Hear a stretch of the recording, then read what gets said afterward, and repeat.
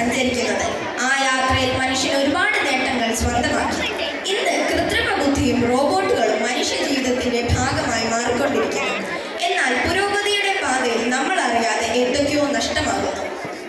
മണ്ണിന്റെ മണം നിറഞ്ഞ ബാല്യമോ, കുടുംബത്തോടൊപ്പമുള്ള സായാഹ്നങ്ങളോ, ബന്ധങ്ങളുടെ ഊഷ്മളതയോ, പഴയ കാലത്തിന്റെ മധുര സ്മരണകളും പുതിയ കാലത്തിന്റെ യാഥാർത്ഥ്യവും തമ്മിൽ ഏറെക്കുറെ താരതമ്യപ്പെടുത്തി ചിന്തിപ്പിക്കാനുള്ള ഒരു എളിയ ശ്രമമാണ് ബാബു പട്ടത്താനം എഴുതിയ പോയ കാലം എന്ന കവിതയിലൂടെ ഞങ്ങൾ ആവിഷ്കരിക്കുന്നത്.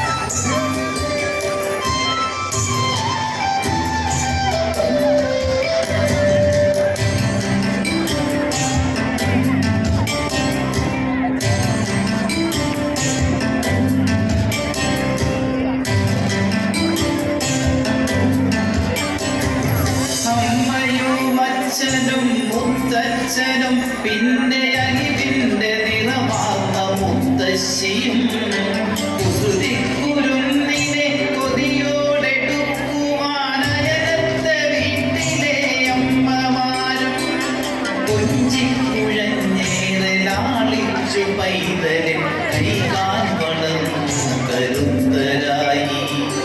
വെയിലേറ്റു മഴ കൊണ്ട് കൂട്ടുകാരൊന്നിച്ച് ആടിയും പാടിയും എത്രകാലം.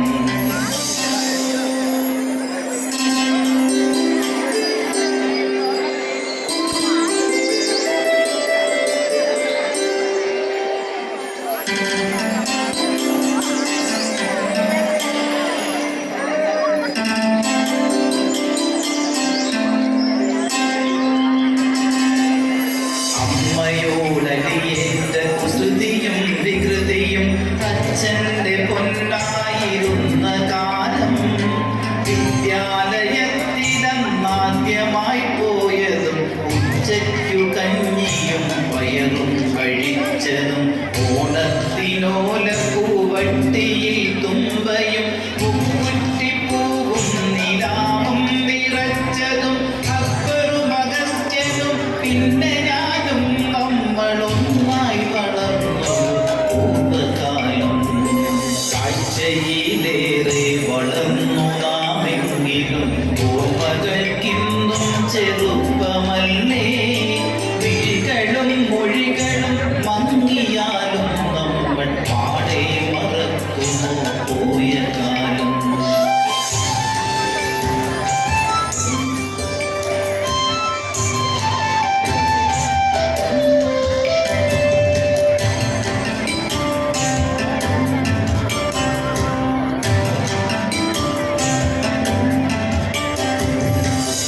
വിഷുനാളിനമ്മയെ കണി കണ്ടുണരുമ്പോൾ പാലപ്പടക്കത്തിനറ്റത്തു തീ വച്ച് ഓടിക്കിതച്ചൻ മുറ്റത്തു വീണതും തുമ്പിയെ കൊണ്ടൊരു കല്ലെടുപ്പിച്ചതും ഒഴിയാനയ്ക്കായി പുറച്ചുറ്റും ചികഞ്ഞതും വന്ന പൂമ്പാറ്റകളം പൂപ്പൽ താടികൾ വാഴപ്പൂങ്കൂമ്പിലെ തേനുണ്ണുവാൻ വന്ന അണ്ണാറ കണ്ണനും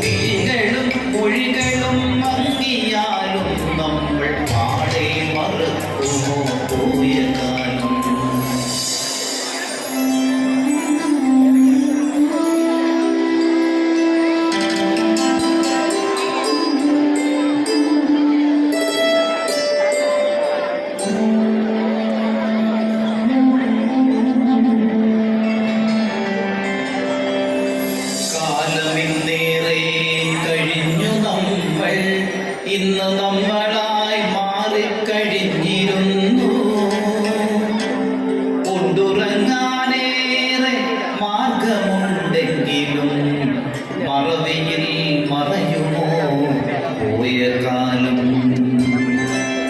കാലമെന്നേറെ കഴിഞ്ഞു നമ്മൾ, ഇന്ന് നമ്മളായി മാറിക്കഴിഞ്ഞിരുന്നു. കൊണ്ടുറങ്ങാനേറെ മാർഗമുണ്ടെങ്കിലും മറവിയിൽ മറയും